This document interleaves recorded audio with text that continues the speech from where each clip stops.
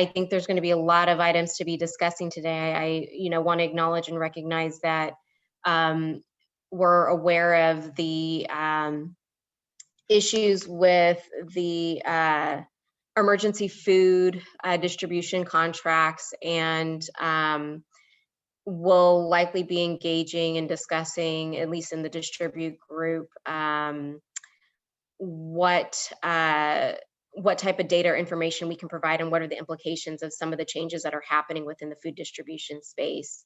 And how do we best communicate that to the agencies moving forward? But we are excited to have everyone here. We've got our agenda up, of course.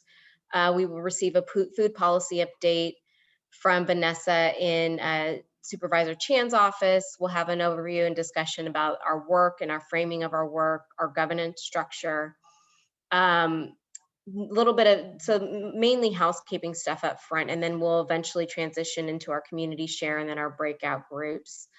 I want to, of course, go through our community norms, and just want to give the group a chance to take a look at this and let us know if these remain the same, or if there are any changes that we need to make. And that, again, that these are our agreements as we work in this space together. Just giving folks a chance to take a look at that.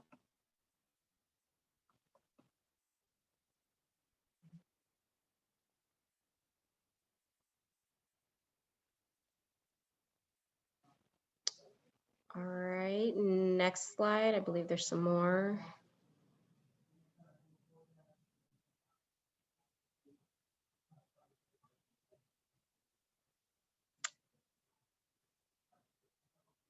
Are there any red flags or things that folks would like to change? Please speak up.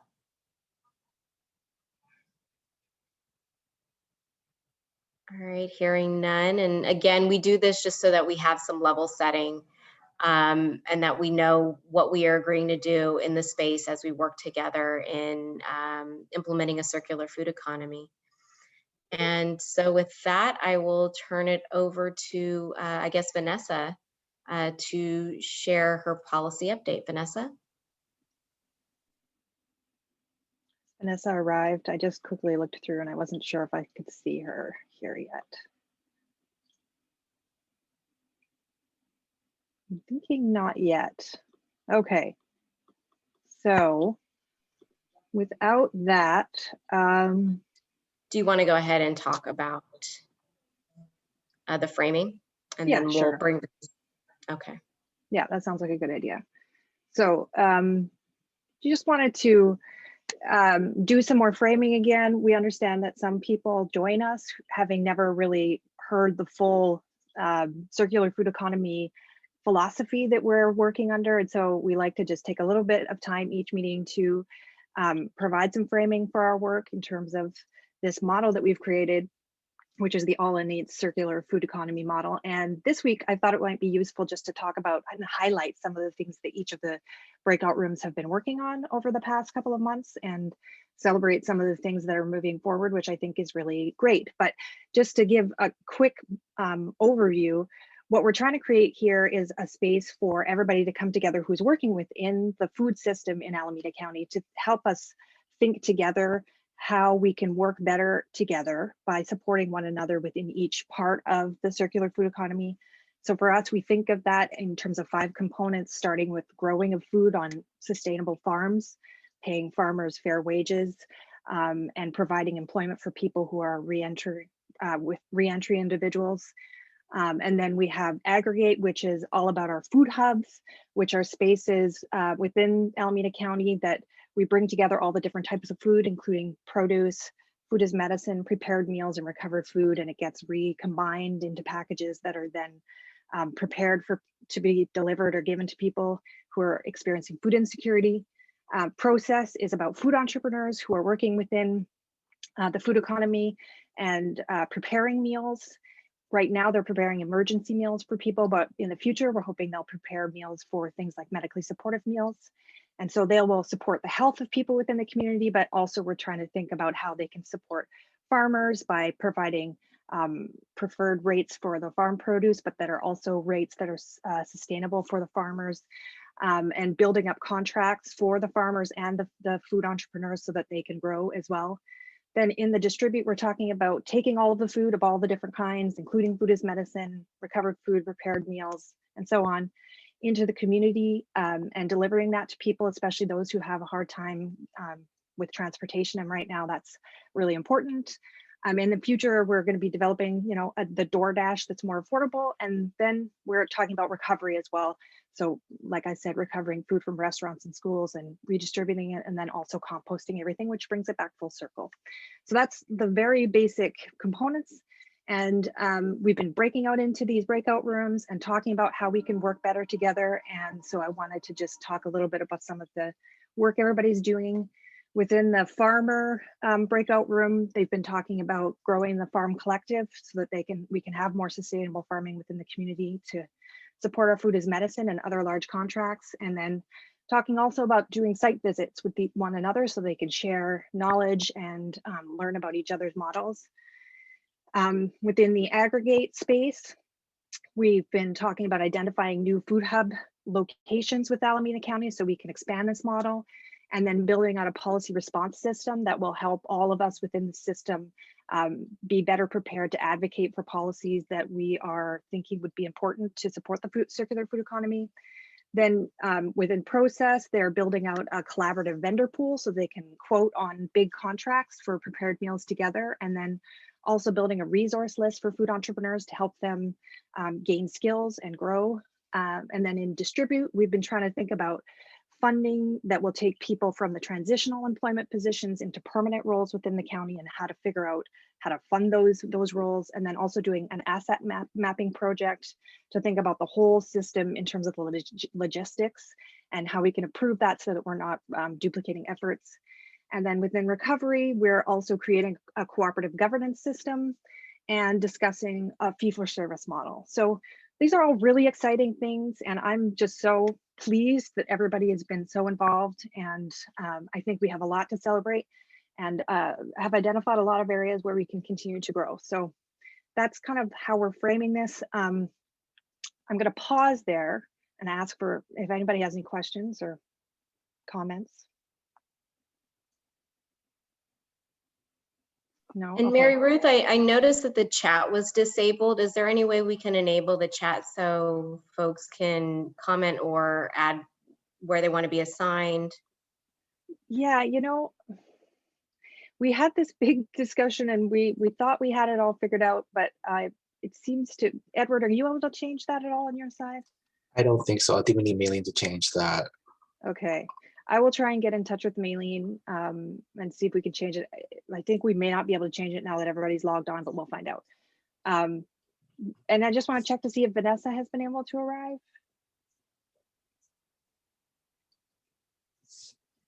No, okay.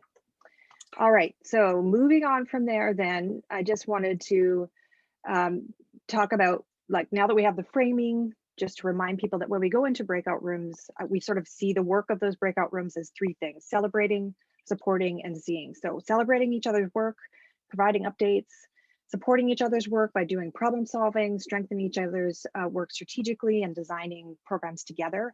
And then seeing ourselves within the bigger picture, so not being siloed, but really trying to think about all four of the other aspects of the areas that you're not currently involved in. So if you're a food entrepreneur and thinking about the farms, or if you're in food recovery, thinking about food vendors and all of the ways that we can be connected. And so hopefully that will be something that you can focus on when you go into your breakout rooms. And now I think, assuming Vanessa's not here, just pause for one more second. Okay, I am going to go to Dave. If Dave is here, we can move on to the governance discussion. Yeah, I'm here, and Vanessa's going to log on in a sec. So when I'm done, she'll be ready to go. Okay. So yeah, we've come up with the structure. There was obviously questions about exactly how does all this work together, and just so everyone knows kind of the way things work. This is a board committee, so we have a health committee, we have a social services committee, and each board committee has two supervisors. and they work on the issues of that area. So for instance, Supervisors Chan, my boss, Supervisor Carson are the health committee members, and they deal with health, and they actually deal with housing as well. And they make recommendations to the full board. Well, All In is a standing committee of the board. A lot of people don't realize that. We have a steering committee that's part of All In, but they advise the two board members, which are Supervisors Miley and Chan. And that committee has standing within the board structure. Again, we can make recommendations that those two supervisors can elevate to the board. And they are the ones on behalf of the board who monitor the work of All In. So when we were thinking through the structure, we realized, well, we have to start there because the All In Eats is a part of All In Alameda County. And that means it's part of the All In board committee. So All In Eats is going to be an ad hoc committee of the All In committee. Any standing board committee can designate ad hoc committees that can do work on specific issues. And those committees can be made up of people other than the board members. And usually they do. They usually designate a group of people that they feel like are content experts that have the perspectives and the knowledge base to be effective on that issue. So they are going to enable what we're calling an executive team. We thought of calling it a steering committee, but we realized that could be confusing because there's a steering committee for All In already. So that executive team would then oversee the work of the staff coordinator, which right now is Mary Ruth, and would also oversee the work of the working groups. So we have those, and we of course are going to break up into working groups in a few minutes. So that's the structure. It's pretty straightforward, but because of the fact that it's an All In board committee, this is the structure we need to have. So I'm going to stop there for a second and see if there's any questions.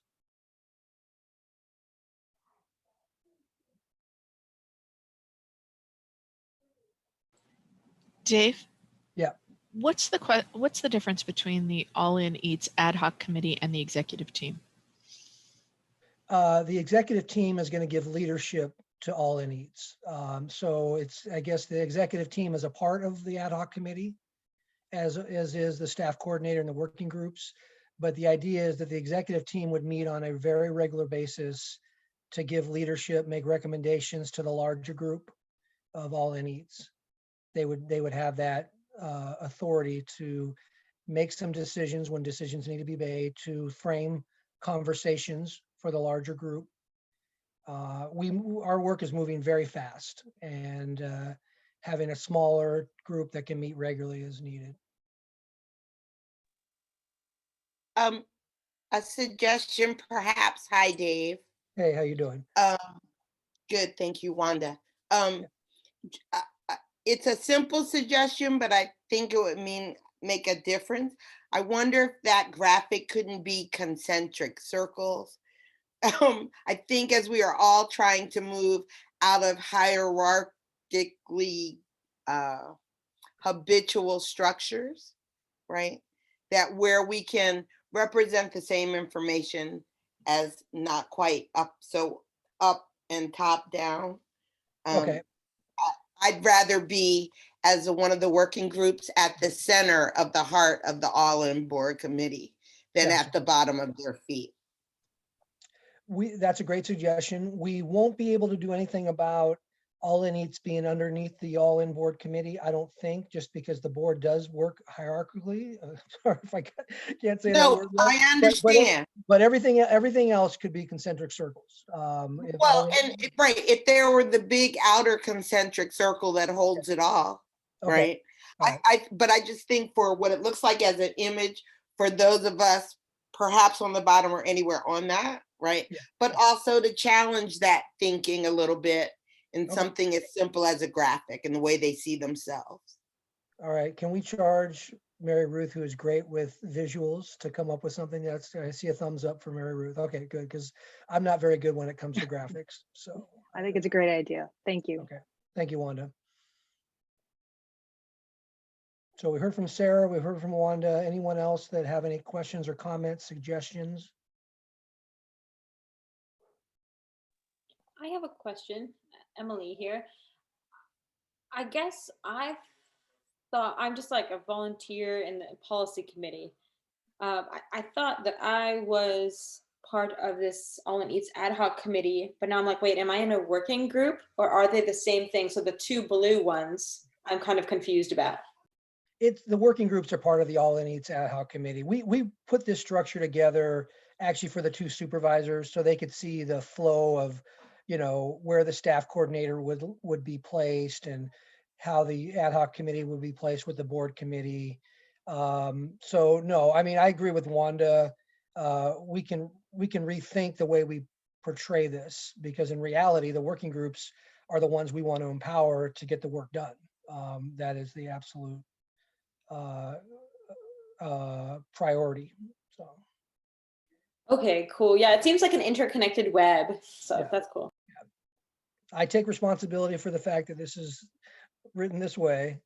My job, I'm chief of staff to Supervisor Chan, and I worked with board members, obviously worked for the supervisor for many years. I've worked for other board members. I kind of know the way they look at things. So that's how it got written up this way. So my apologies.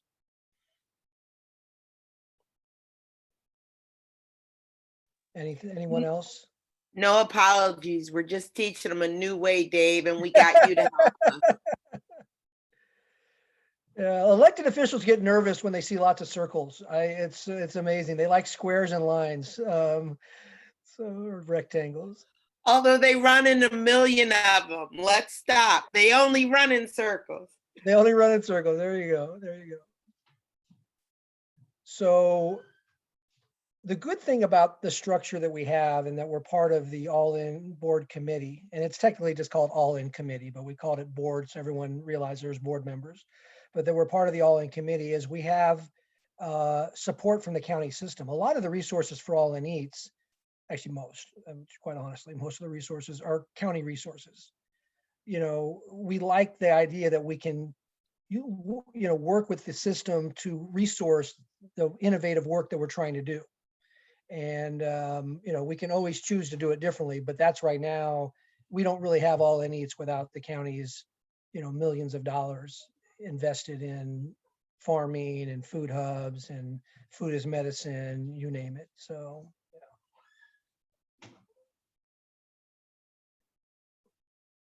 yeah, I'll just wait a second if anyone else wants to jump in.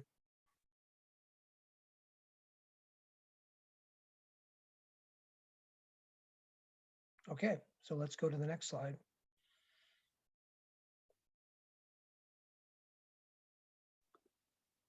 One second, okay, there we go. Okay, so and again, this is kind of the royal we, but it includes the supervisors with the advice of, myself and Hillary and Larissa and Mary Ruth, because we've been comprising kind of a team that's been helping guide this work forward. That an All In Eats executive team would be comprised of 10 members, and 5 of them would be essentially county folks, and 5 of them would be community folks. All In is all about a collaboration between the county and the community. And we try to the best of our ability to make it as much of a sharing of these things. So D3 means supervisorial district 3. So that's Supervisor Chan. D4 is for Supervisor Miley. Supervisor Chan is the chair of All In. And so the D3 rep would be the chair. And we're going with the chair and not co-chairs, mainly because to move quickly through things. And I'm sure I'm going to get some comments about this, but there is some thought that went into it, that to be able to move quickly with All In Eats, which things are happening every day, having one person would facilitate the kind of action that's needed to move things forward. So anyways, that's the chair. D4 is the other member. All In Alameda County would have a rep. The sheriff's office, Dig Deep Farms would have another one. Stop Waste, mainly because of all the food recovery work we're doing. It's not a County of Alameda agency, but it is an Alameda County entity. And someone's chat is in the middle of my thing. Well, I know what they are. Farmer. So the community reps are based on the areas of work. So we have a farmer or grower, whatever folks want to call it, an entrepreneur, food entrepreneur, an emergency food distributor, a food recovery person, and then an at-large CBO. But the point of this is you have to be a farmer or a grower to represent the farmer entity. You have to be doing the work. Entrepreneurs, you have to, not just someone who is interested in food entrepreneur work, but someone who's really an entrepreneur doing the work. Does that make sense? The at-large CBO doesn't necessarily have to be doing any of those areas of work. It could be another entrepreneur, but it could be someone who does more policy work. Now, these all-in executive team meetings don't necessarily have to be just the 10 people. Other people can be a part of those conversations. But if a decision has to be made, that decision would be made first and foremost by consensus. So with all the members that are present of the 10, that everyone can live with it. Remember, consensus is living with something. It doesn't mean that you're 100% ecstatic about it, but you can live with it. And if we can't reach consensus, we would take a vote, and we're going to suggest that the vote be at least 2/3 of the members present to do it. So it's not a 50+1. So you know there's strong support for whatever decisions being made, but we have to be able to make progress and move forward. So we're having a fallback of a vote of at least 2/3. So those are your 10 members, 5 county, 5 community. We'll take nominations. You can nominate yourself, not right now, but you'll email Mary Ruth, and she'll make sure you have her email. If you don't, you should, but if you don't, we'll make sure you have it. And again, by consensus with a 2/3 vote if needed. Other people can participate. This is not to be a closed process. It's just that these people are making a commitment to be actively engaged and show up at meetings.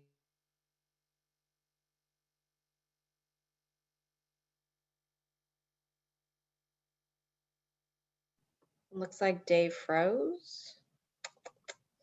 And I think maybe he was in the middle of something very profound. Oh, he's back. Okay. Okay. Did you hear the part about alternates? No. Okay, so it was suggested that for community reps that they can have one alternate who can then show up and participate in their place, as long as that person stays up to date on what's going on. We don't want them just to show up for one meeting having missed the last 5. So as long as they're in there because the main member is keeping them in the loop, or they're showing up at meetings, which would be ideal, then they can participate as an alternate. County reps wouldn't get an alternate. They have to get themselves to the meetings, which right now, of course, will be virtual. So that's a lot of information, but that's kind of, as far as I can think, that's the long and short of it. So comments, questions?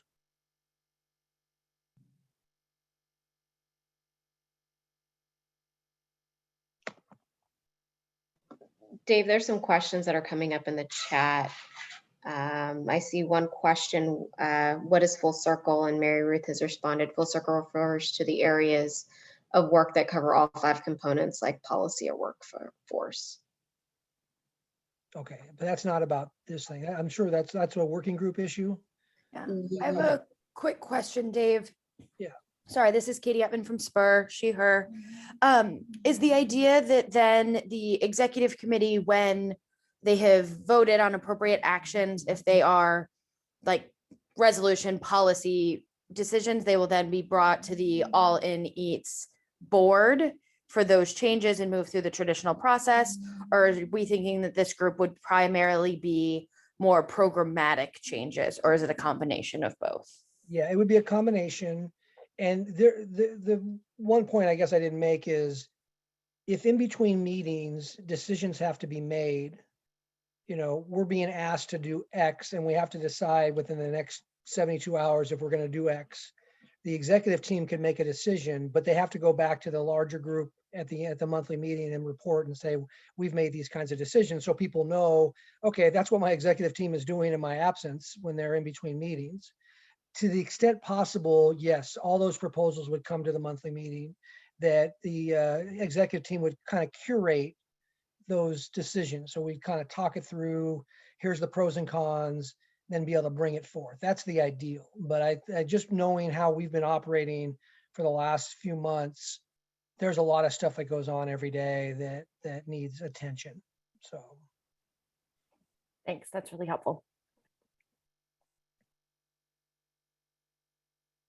And I just want to acknowledge some of the comments that are popping up. Kate is mentioning workforce and education doesn't seem to be represented on the executive committee. Well, the ACSO, because of Dig Deep and all the workforce they do, that we would certainly make sure that someone represents that has that work. They could be an at-large CBO as well if they're a community member. But we do have folks that are county, you know, they have county connections that do that sort of work. Let's put it that way. But if there's a concern that we need to add another rep, I mean, I don't think it has to just be 10. I don't want it to be huge, but we can add some if folks feel pretty strongly about that.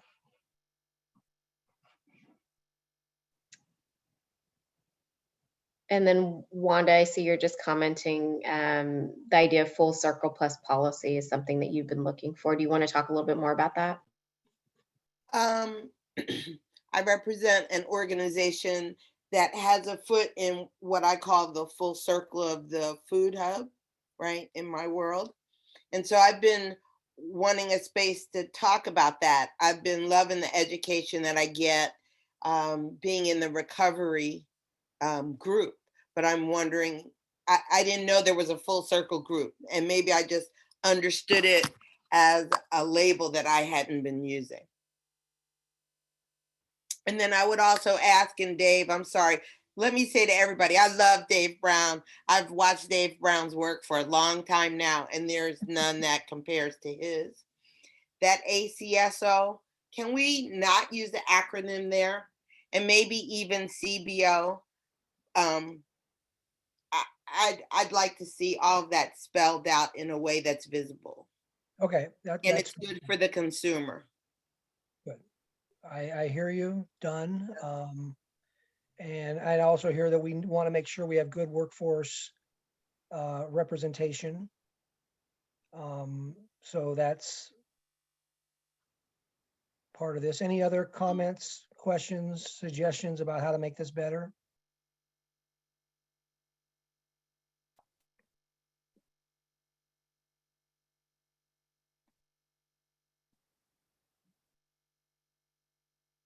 I think this is going to be very exciting. I want everyone to participate in these conversations, not just the committee members, but I think it's a big step forward for us.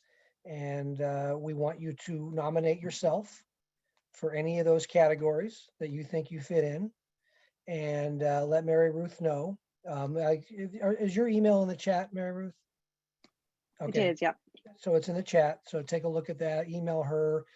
We didn't actually put a time frame on it. But if you could, should we say a week from today? Is that enough time?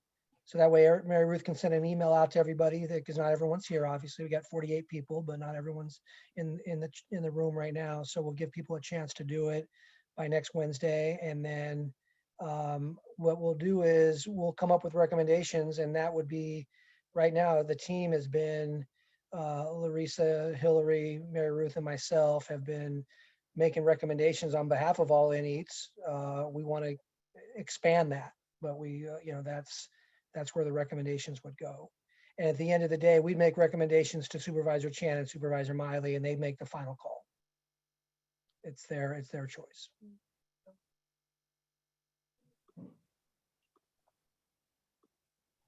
Okay. Okay. Great. I'm going to move back to medically supportive foods, because Vanessa, I understand, has arrived. So thank you for your patience on that. Vanessa, if you're here, feel free to have the floor. Oh, and I apologize that I'm just an interloper today. I'm squishing this between meetings, and so I'll have to jump right off. But I didn't realize that you have one of my amazing colleagues, Katie, on this call, who could probably just as easily given this update. So Katie, feel free to jump in, especially around a lot of the work of the steering committee around the CalAIM implementation, because honestly, it's been spur and the San Francisco Food is Medicine Collaborative that's been spearheading a lot of that work for our group that we're a part of. And so I'm not sure if the All In Eats working group is very familiar with the Medically Supported Food and Nutrition Steering Committee. But if it isn't, I just wanted to share that this was a group that came together almost 2 years ago now. I think it was late 2019 or something like that. Yep. Is that right? Yeah, almost 2 years, which is nuts. Yeah, and the goal of this group was really to look at how we could work to get health insurers, so your health plan, to pay for healthy food, like medical interventions that use healthy food to address medical issues that someone might have or conditions. And so the goal is really to look at pathways at the state level, both administratively and legislatively and budgetarily, to do this. The first big thing that we all coalesced around was how do we get the largest health insurance program for low-income communities in the state of California, Medi-Cal, to recognize these interventions as medical interventions and something that hopefully one day they will reimburse providers for as part of the Medicaid state plan. And so a window opened up with the new 5-year waiver application that the state is submitting to the Centers for Medicare and Medicaid Services, CMS. And waivers are ways that states can test or pilot innovative programs. They do a lot of things, but for the purposes of this conversation, it's like an opportunity to allow the state of California to test out new interventions for Medi-Cal beneficiaries here in the state. And so the current waiver expired. We're currently in a waiver that was supposed to expire at the end of 2020, so December 31st, 2020. But of course, because of the pandemic, it was extended 1 year because our entire healthcare system was overloaded with responding to the pandemic. And so we didn't have enough capacity at the local and federal level to work out all the details of a new waiver.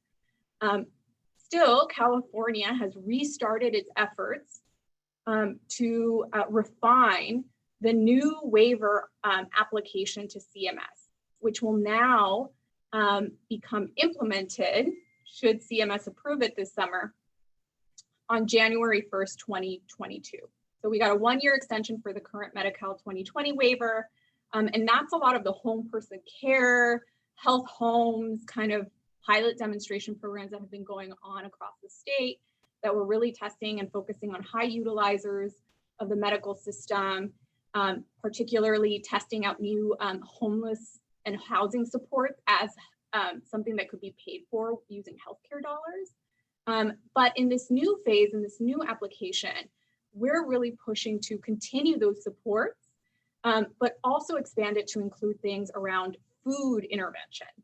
And our group was really successful at advocating to the Department of Healthcare Services to include what we call medically supported foods in the CalAIM waiver proposal that is going to be submitted this year to take effect next year.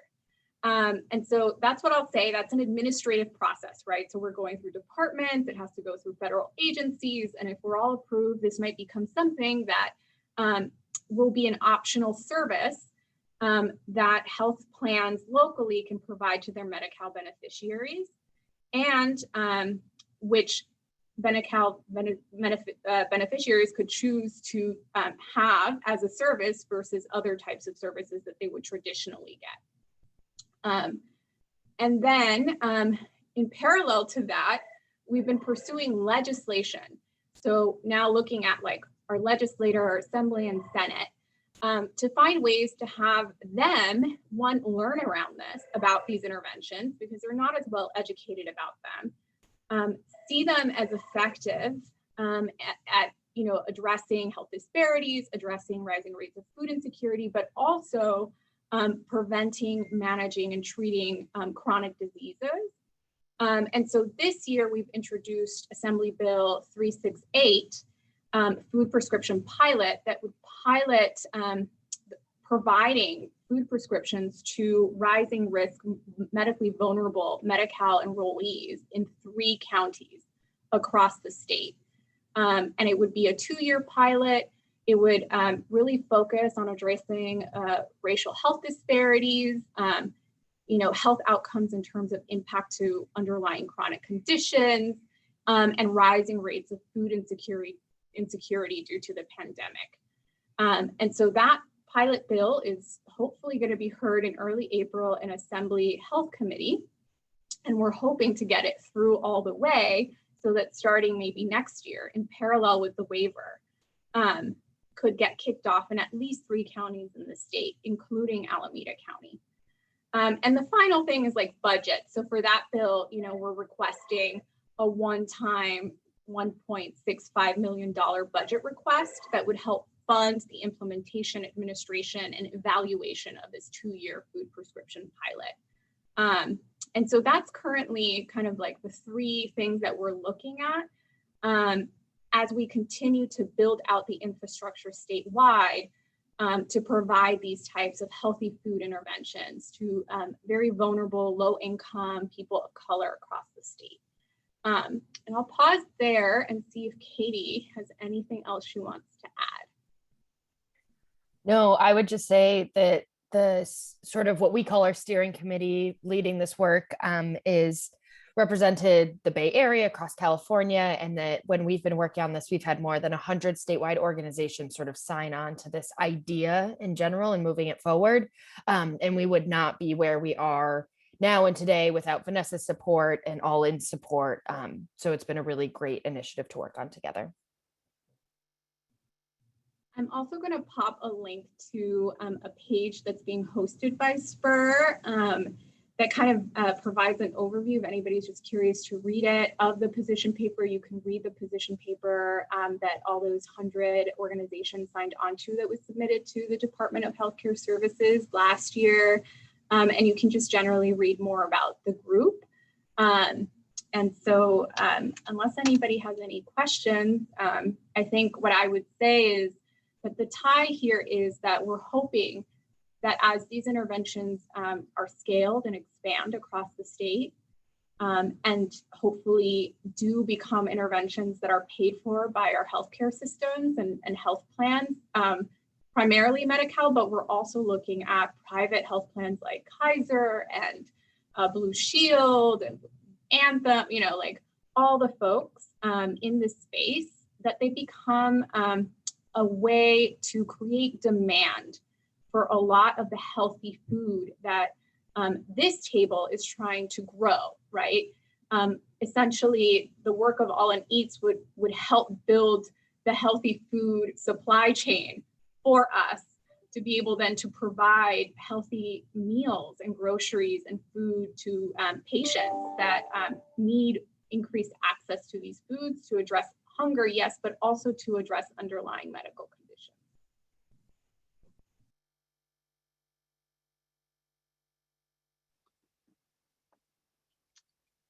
Well, thank you, Vanessa, for that excellent framing. And yes, we do see this as a really exciting component of the circular food economy and ways to support farmers and food entrepreneurs and jobs within the distribution part of the system and food hub growth and that sort of thing. So it's very exciting, and we will keep you updated on how things are going. Any other questions? Go ahead. Oh no, I'm just gonna say thank you. I'm gonna hop off now. It was really nice to see everyone. Okay, sounds good. Okay, with that, we have just a few housekeeping things. Oh no, wait, first we have a community share. Yes. And so I'm wondering if Ronald has arrived.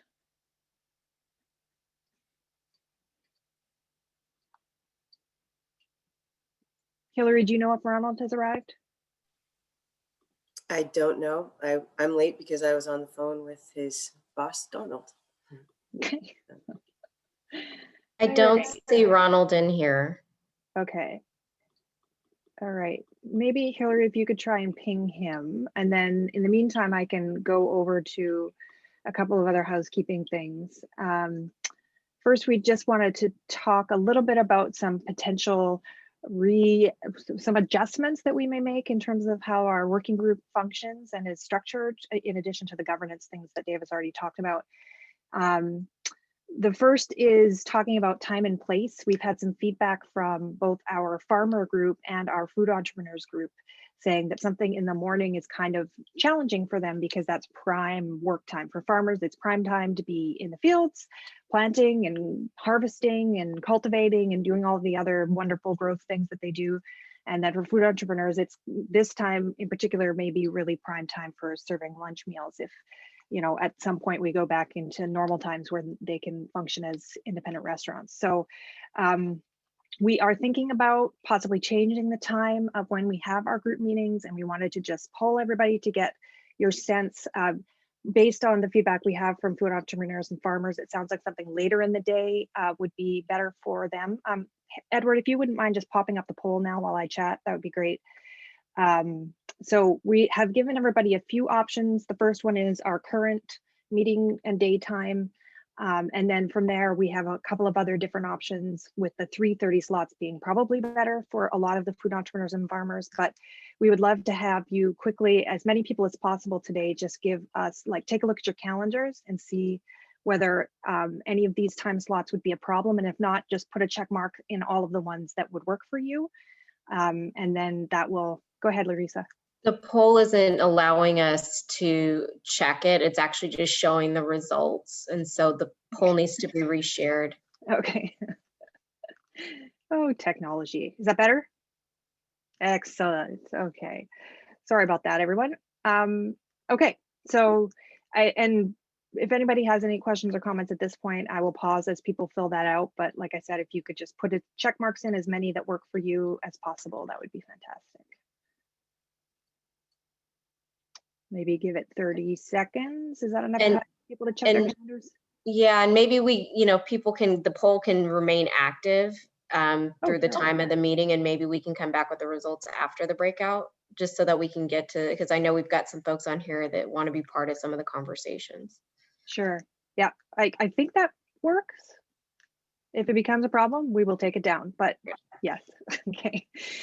So then moving on, we are also just very briefly thinking about possibly reorganizing some of the breakout rooms by recombining them. The groups that are affected might be distribute, aggregate, and process. We're thinking about maybe recombining so that process is on its own for food entrepreneurs, and then distribute and aggregate are together as sort of the logistical parts of the food economy. But those groups that might be affected will maybe be chatting about that just briefly today. Maybe just touch base with everybody in the group and see what they think of that idea. No need to make a decision, but if you could, if the leaders of your group could just send back the general thoughts from the group on that question, that would be fantastic. And then any other feedback and any other ideas on how to restructure things, we're open. Okay. In the interest of time, I will move along and just wanted to see if Ronald has arrived yet. He is about to join as we speak. Okay. Yeah. Sorry about all these technology problems. Okay. Does anybody have any questions or comments at this point about the time change or about the potential reorganization? And if you wanted to share the poll at this point. Okay, I think when we, yeah, go ahead. Did I hear someone trying to say something? No? Okay. So Larissa, you're suggesting we close the poll now and share the results? Yeah, if you are, or you can put the poll back up just to cover time. Yeah, so let's do that. Okay. You want to share the results there, Edward? And then, okay. Any, do we know if Ron has arrived? No. Okay, Ronald.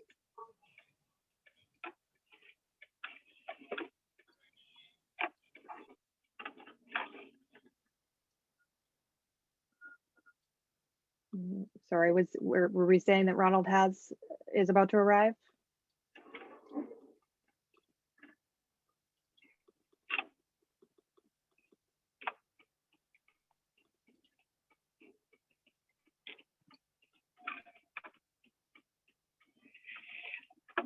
It looks like he's Hello? on according to the participants. Oh, he is? Okay. Ron, are you there? Feel free to unmute yourself and the floor is yours whenever you're ready. I think I'm kind of here. Hello, everyone. All right. Awesome. How's it going? Good. I just joined in. Somebody press play on me. Am I sharing? Press play. You go. Yeah. All right. Oh, did you want to share your screen? Am I on it? Yeah. Yeah, you are on it. We see your face. It's shared. All right. So allow me to introduce myself. My name is Ronald Broach. I am the manager of reentry services here at Building Opportunities for Self-Sufficiency. We partnered with Dig Deep Farms approximately, what was it, Hillary, maybe a year and a half ago, almost 2? Sounds right. About a year and a half ago. And our agency department heads met up and along with Alameda County Probation, and thought that these on-the-job training positions, working in permaculture and driving, being delivery drivers and recycling, not necessarily recycling the food, but sharing the food with particular community members who are in need of these viable, self-sustaining resources would be outstanding. Hillary, with her brilliant mind and her compassion for systems impacted individuals, touched bases with me and said, "Hey, Ron, do you have any outstanding guys who could benefit from this employment opportunity and also have the compassion for the community to share these services and make it meaningful to those in which they will be servicing?" We partnered. Since then, there's been approximately, we currently have 5 drivers working at the food hub. And I believe we have 1 person currently working at the farm in permaculture. Just the feedback from the participants who are engaging in this program is awesome. To hear some of the feelings that they have being able to share these resources to individuals who are in need of food at this point in time, particularly during this pandemic, is awesome. And how it has increased their likelihood of not reoffending by having employment, sustainable employment, and able to pay their bills and provide for their families has been remarkable. And in terms of family reunification and fathers and mothers as well, returning to families, having been incarcerated, connected to this opportunity, it's an amazing feeling for myself, and just to see some of the gradual and incremental progress that these individuals have made due to the partnership with Dig Deep Farms, Building Opportunities for Self-Sufficiency, and Alameda County Probation.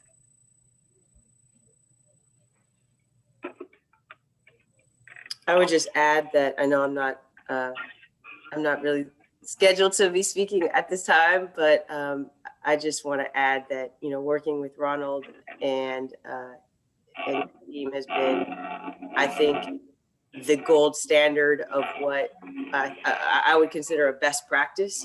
And I think there's an opportunity to really scale this model through our entire food economy that we're building in an effort to create real living wage jobs in our county for people who deserve to have another shot at employment, and to to reconnect with their families in a way that they haven't.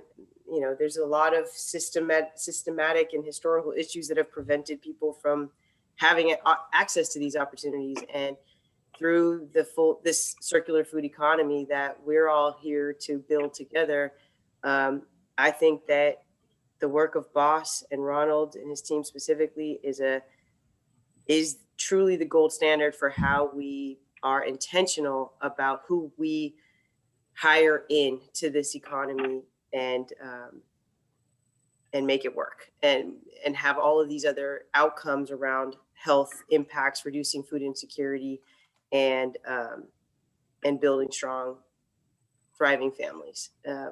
So, just one quick example of why I think this is a best practice is that,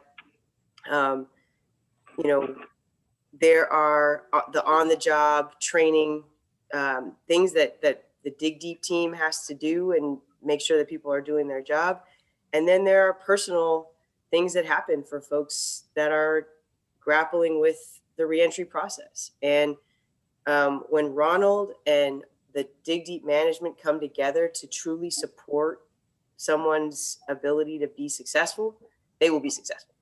And I just have no limit to my level of being impressed with Ronald and his team, and how this happens in this co-management style that I think will truly lead to reducing recidivism and rebuilding communities who can thrive economically and by building this food economy. So I'm very grateful. Thank you so much, Ron, for sharing. It sounds like very meaningful work for you, and hopefully for the folks that you work with as well. Yeah, is there anybody who wants to comment or ask any questions at this point? Okay. Well, in the interest of, sorry, go ahead. I have a question for myself. How do you do this work, right? How do we do this work? And it's a simple formula. It's not rocket science or quantum physics. It's compassion, understanding, and flexibility, equaling love, caring for a person, caring about who they are, and allowing time to build this relationship. Oftentimes we see people and we see people in strange situations and we ask, what's wrong with him or her, right? That question should turn into what happened to him or her. Then you peel back the layers of historical trauma and find out there's a pearl inside of that oyster when you peel back those layers of trauma. So understanding compassion and flexibility is a service model that typically proves to be successful. Shall I ask me another question? You sure, if you want to. No, I got a question for you. All right. Or yeah.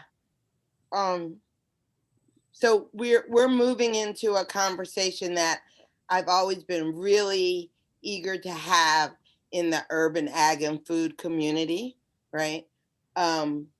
Because many of because I believe that particularly Black people and white people, systemic things, if we go into these relationships with old habits, we could replicate all the trauma all over again, right?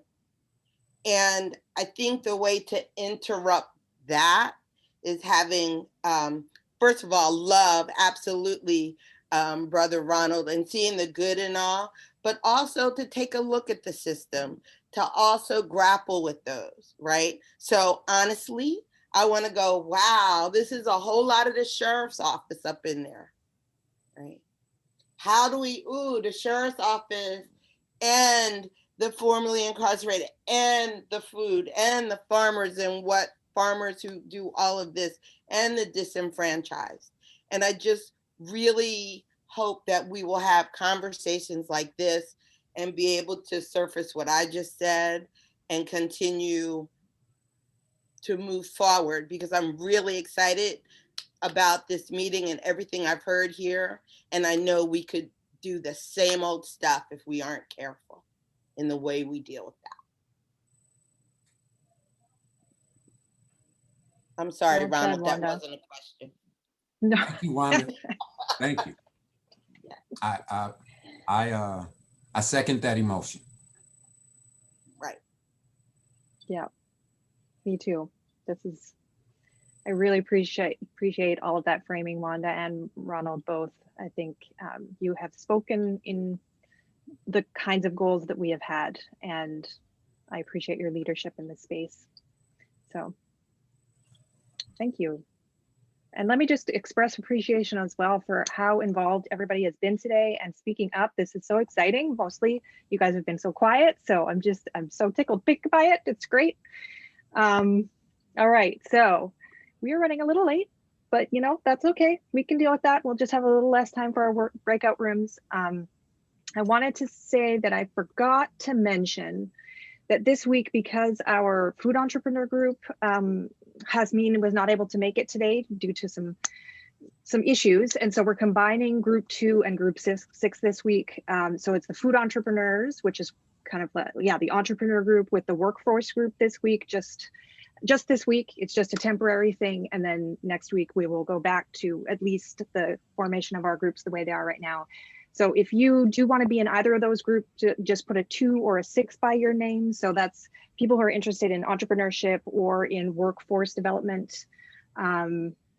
Yeah, I think that's it. So I think right now we're going to head into our breakout rooms. We're going to have about half an hour to be chatting with each other and talking more about how we can do all this work better by working together. So I'm super excited to hear the report backs from the groups when we come back at about noon.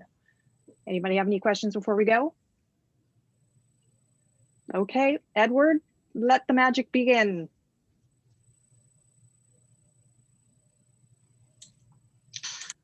Everyone should have gotten a prompt by now. If you haven't given yourself a number, just don't be afraid to speak up, and I'll help you guys join the room right away.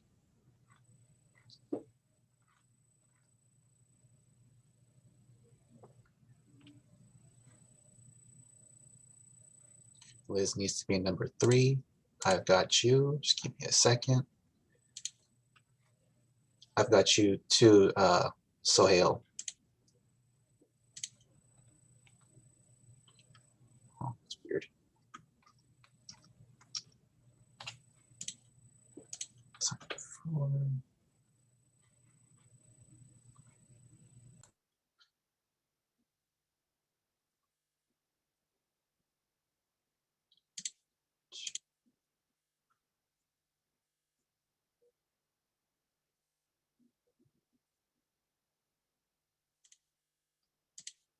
Sohail, Ronald, Molly, Liz.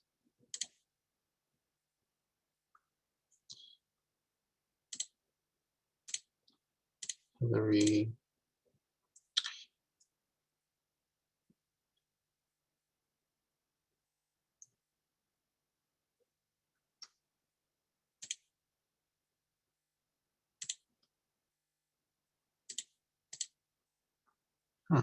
It's weird. I don't think my friend Liz knows how to rename herself, but her and I are trying to go into the number 3. Yes. I think, yeah, I already put Liz in group 3, and you are Carmela. Can you put me, this is Kate. Hi, Kate. This is Kate. Can you put me in group 2/6? I Sure was thing. confused. And Yeah, I'll thank get you. Uh-huh. There you go. Hey, could you put me in the farmer group, please? Sure thing. Thank you. Thank you. And for some reason, Carmela, your name's not popping up. Just give me a second. This is weird. Well, Liz is already in group 3. Do you not see a prompt on your screen or something? You should have got a prompt for you to join. It sent me to, I went to 5 and Oh, okay. so That's now, why. yeah. That was my mistake. Sorry about that. No, it was my mistake. I originally signed up for the different. I see. You said group 3. There you go. Thank you. Thank you. Anyone else need to be moved around? Candace. Candace. Nope, I assigned Candace already.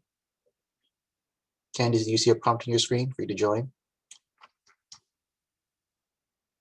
Or Michelle, do you need a room to be assigned to?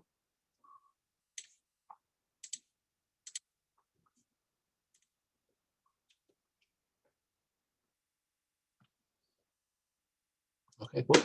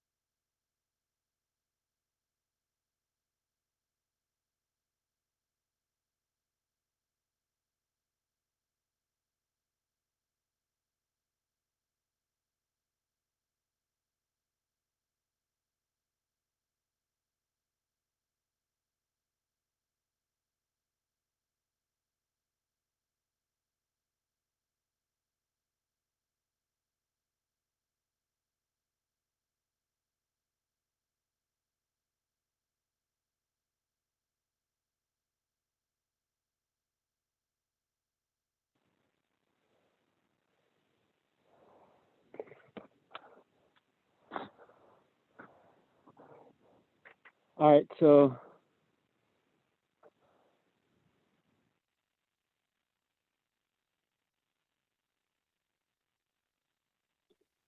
Hey all, welcome back. Okay, are we all back now? We got everybody? Edward, do you think, are they? I think we still have some stragglers here and there. All right. We'll wait another 10 seconds to see if they show up. In the meantime, Larissa, do I see you? Are you okay to do facilitation? Yes, there you are. I see you. Hi. Okay, I think we must be Hi, all back by now. friend. I think we are. All right. Are we all back? I think so, yeah. All righty. Let me make sure I get the right set of items up for myself. All right. So I'm going to actually start us backwards and want to start with maybe the full circle workforce aggregate and process group that started or that came together today for our report and share back. So Hillary. Hi. Hi. So I think that we were mostly workforce kind of related. It's all connected. We had a really great small and mighty group. I will say, and I think I said this last time, I think that as we continue to discuss the ways in which to create career pathways in the county that are sustainable over time and not transitional in nature or programmatic in nature, it continues to point us back to needing to intersect with the policy group and that there's a sort of critical need to identify the ways in which Alameda County locally and potentially examining state and federal policies that are connected to the funding that drives things, but how to shift funding streams in a way that truly supports sustainable employment in this circular food economy. And there was a lot of really great discussion of how that could happen. And some of the solutions were to go seek some graduate students to put together a bit more of a financial model or a business model to articulate why this makes sense. Though I thought that Mary Ruth, that's what we started with to get us to this point. But needless to say, there's more work to do to actually justify more significant investment in this circular food economy as an economy. And we need to talk more about policies to do that. We will be in touch. Great. Stay tuned. Thanks. And is there anyone else from that group that has any comments or suggestions? I thought I saw a hand raised. I thought I saw Wanda's hand raised. Oh, but it's not raised anymore. Yep. Yeah. Okay, well, hearing none, the policies group, Mary Ruth, do you want to share back? Emily is going to share for us with her All right. daughter. Yes. Emily. Hey, everybody. This is Shanti. Hey. Shanti, was anything? Hi. Hi, Shanti. And so we had a chance to discuss kind of like a layout for kind of like tracking policies, and like we identified that maybe it's most important to think about like, well, what are like the issues or problems or challenges or things that we want to have policies for, or what do we think would be helpful, and then kind of just like thinking of like, okay, what would that look like?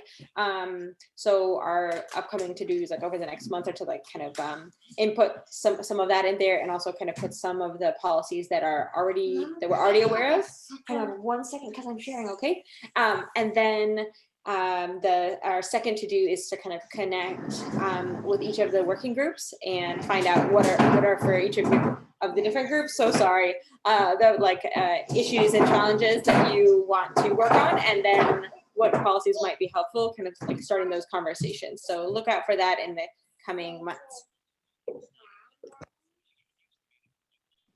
Thanks, Emily. And the Recover group, Cassie and Annalisa? Sure, I can share. This is Casey. We revisited some ongoing topics that we've been discussing in our group. One idea that we workshopped a bit is that we have heard threads of mapping food recovery happening in a number of different organizations. Food Shift is doing some landscape mapping around food recovery, Fair Resources, and then Stop Waste through this SB 1383 capacity planning. And so we talked about the layers of that, like what would be the intention of it, who would use it, what are we trying to answer? And certainly there's the static approach of showing where generators are and where food recovery organization recipients are located physically. But then what does that really tell us? And needing more qualitative information around the organizational capacity to what type of food do they accept and what type of storage do they need, and looking at the transportation miles between generators and food recovery organizations. So we talked a little bit about that, and I think this is one of those topics where it's an activity that it's a thread across multiple working groups that maybe we can discuss as a collective. And then the other topic was really around this fee-for-service idea that with this new statewide legislation mandating food donation from large surplus food generators, Food Shift has been working on this model for years around you pay for garbage and recycling services, generators should pay for the service of recovering their surplus. And Dave Brown shared All-In's or DCEL's approach to kind of taking the model that has been very successful in terms of employment and providing the vehicles to pick up food and transport it to the food hub and repackage it and redistribute it, and how can we kind of build that out and get cities to perhaps pay into that model, and eventually work towards a distributed funding model where the smaller food recovery organizations that do need support, and whether it's physical infrastructure or payment for labor, how do we sort of build out that system longer term so that everyone's included in that? I think those were the two key topics we talked about. Feel free to chime in if I missed anything from the food recovery group.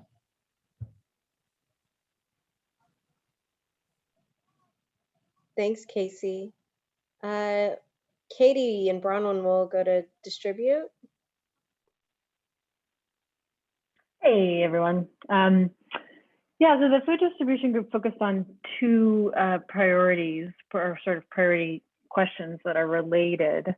One is as many of you know, World Central Kitchen is a big emergency food relief provider, and they're leaving the area.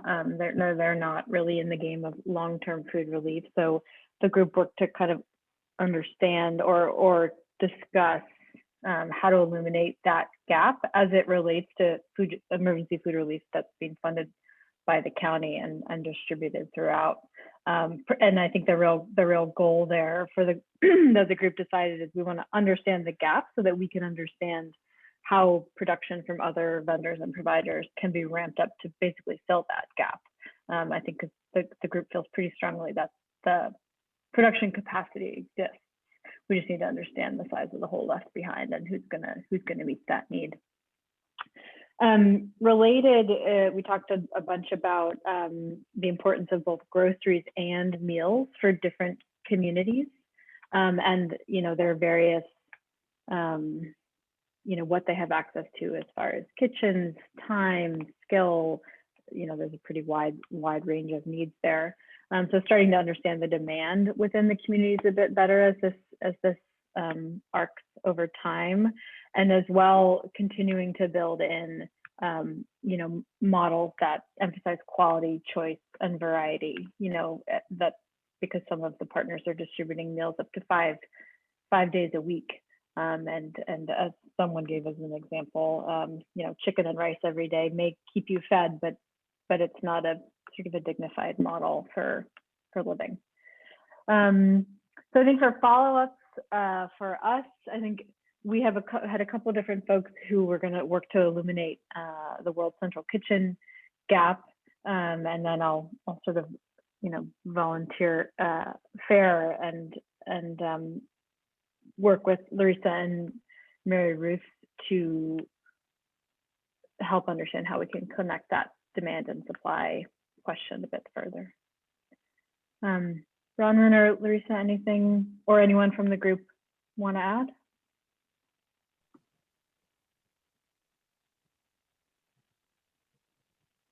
All right, let's hit press then. Thank you, Katie. And finally, we'll go to the produce group, Troy and Sasha.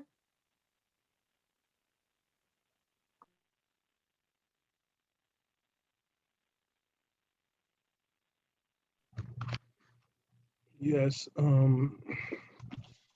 we started with updates.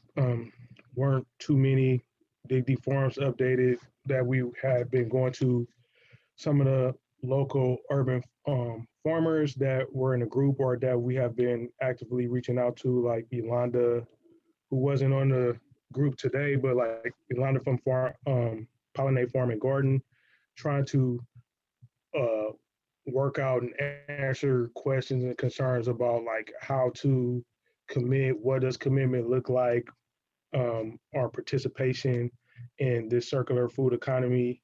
And then Trevor from Stop Waste chimed in on that. Like he said, a lot of people in his network are kind of having hesitancies by like they might just donate the produce to food banks, or they already got a commitment to a CSA and things like that. So we're trying to figure out like how to, and maybe they are doing that, but they're still part of the circular food economy is what we talked about. Like, so how do we still become, even maybe they might not directly now be contributing produce to like a food as medicine program or something like that, but how do we all become cohesive in this circle? Elise brought up, and we're talking about these, Elise brought up the negatives of sometimes the fight of like procuring these smaller lots or a lot of real land access. You're at the beholden to the landowner. Is that private or public? A lot of times they, things come up and they sell the property, develop the property and things like that. So how do we get true access to land? But we talked about like being ready for that, temporary thing, like getting the skills up and you're able to move. So if we get more of those temporary spaces too, we're still gaining more momentum in the skills, and we're producing for that season or for stuff like that in our communities. Elise also talked about she's going to be sending over some information. She's been talking to the UCs and other bigger institutions and anchor partners that with COVID, now they are really in need of, like a lot of places are real, like in need, more susceptible to need more produce, to procure produce, and interested in procuring local produce, which is a call in which governments and everything are asking for anyway. And Rob asked a question on that of how do we get, which we've been having a lot of talk around in circles about with these larger anchors, can we get a fair market price, a raised unit price per unit. Then we had a new addition to the group, was Ellen from Fresh Approach. Gave us a shot of adrenaline of like the things they do. Sounds like some exciting opportunities for like backyard growers. They have a volunteer network that Dig Deep Farms is actually trying to build out a robust networking volunteer program too. So that was exciting to hear from her. And she said she had opportunities for small backyard farmers they can procure directly from them. And then one of the comments I had on the Dig Deep Farm side was like, because we got excited about that part, and then we know other folks like how do we still, with all the opportunity that her organization brings, how do we still stay circular? Like, how does that look? Like, so because it started, folks start getting excited, like, but then they might go outside the circle, which is fine, but how do we still stay cohesive? That's where we ended it at. And I think it's kind of where we'll pick it back up from next time. Thank you, Troy. And again, we deeply appreciate everybody coming to this space and their willingness to share and be involved in the conversations and really pushing through and thinking through how we continue to work together, work smarter, and be more coordinated in our efforts. And with that, I'll turn it over to Mary Ruth to provide any updates and wrap us up. Yeah, we are like right up against the end of this meeting, so I will not take long. Just, I think, one quick update. Wanted to let you know that the Good Food Purchasing Policy is moving forward. Within the next month, we're going to be doing the baseline assessments with the Sheriff's Office and the Probation Office, and then also doing a pledge assessment with the other county agencies that may be purchasing food. So that is moving forward. And then I also, Edward put in the chat that there's a link for people to sign up for nutrition training. And just as a reminder, we put on one webinar last month on the All In Eats nutrition standards that we've developed, that we're hoping we can work with the food vendors who are producing emergency meals to use these food standards for all of the food that they're producing. So we had a sort of general webinar last month, and this one that's happening on April 6th at 4:30 will be a culturally responsive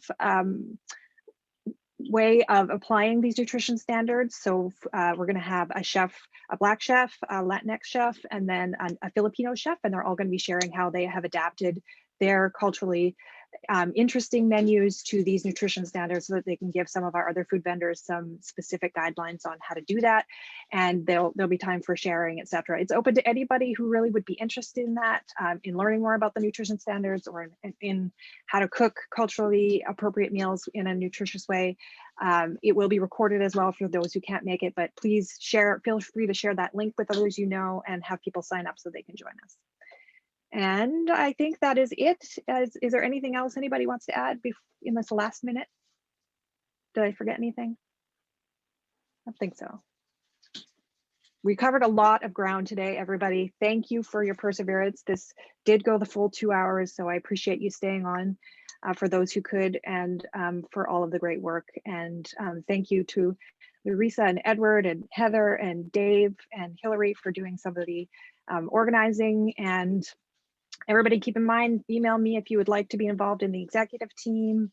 And I think that's it. Thank you, everyone. And Mary Ruth, do we want to put the poll up again?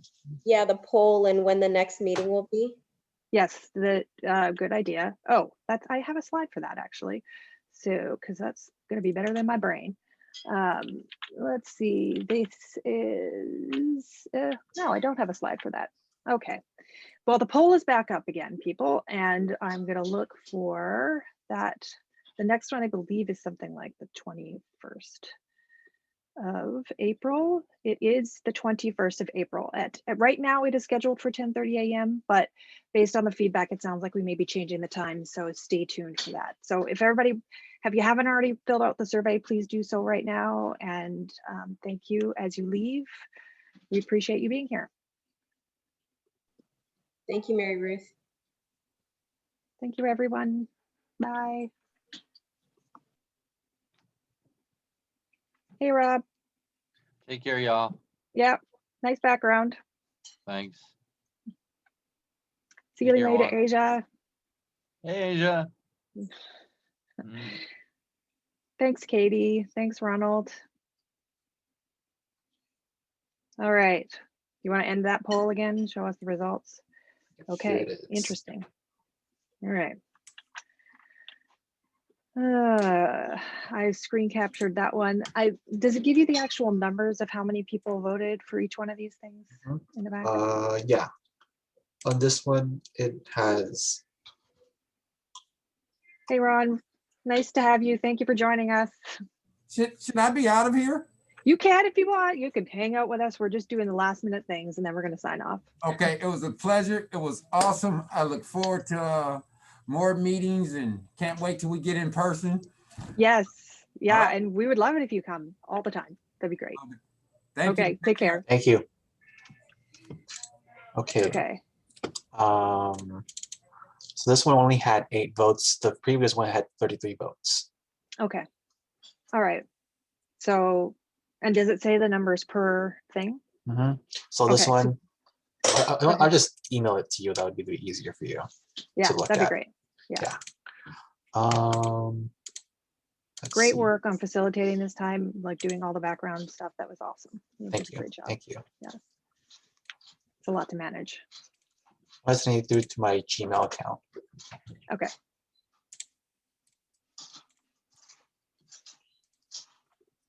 All right. Do I have another meeting right now?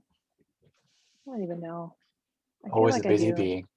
I know, but yeah, I do. It's about the big budget ask. So I should jump off and go to that. Are you good to go though? I can just All right. stop the recording now, right? Yep, you can. All right, cool. Great. All right. Take care. Thank you. Okay. Thank you. See you Bye. later. Bye.